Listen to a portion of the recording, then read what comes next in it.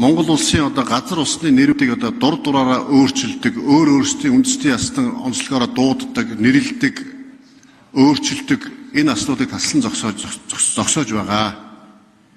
Монгол улсын нутаг дэвсгэр дээр Монгол улсын хууль үйлчлэх ёстой. Монгол улсад үйл ажиллагаа явуулж байгаа аж ахуй нэгж болгон, Монгол улсад амьдарч байгаа, оршин сууж байгаа иргэн болгон Монгол улсын хууль тогтоомжийн дагуу үйл ажиллагаа явуулах үүрэгтэй.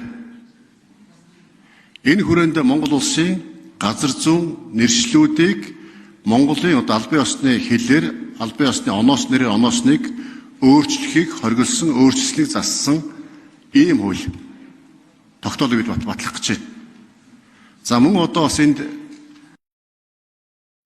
галиглах асуудал дээр гадаад дотоодын одоо тийм үү иргэд бас одоо Монгол кирилл үсэг тэр болгон уншиж ойлгодог учраас кириллээр албан ёсны Монгол албан ёсны нэрсэн нэрийг галиглаж англиар галиглаж ингэж бичих юмаа гэдгийг бид нэр зэгцэлж өгч байгаа.